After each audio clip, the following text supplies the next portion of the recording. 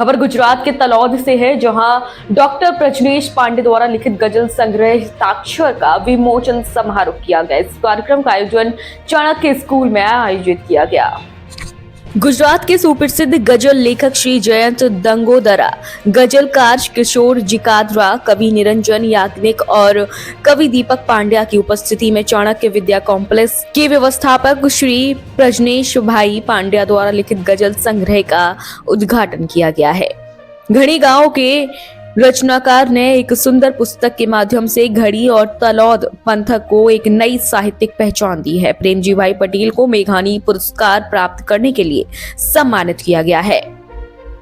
तलौद से दिलीप परमार की रिपोर्ट। ममता भरी आंखों तुम्हारी याद आवे मां, कोने कहूं तो आज बाजी के जनावे मां। गजल उतरी आवे અને શબ્દો ક્યાંક છંદપ્રાસમાં ગોઠવી અને આગળ વાત થાય અને એ રીતે ગઝલ સર્જાતી હોય છે।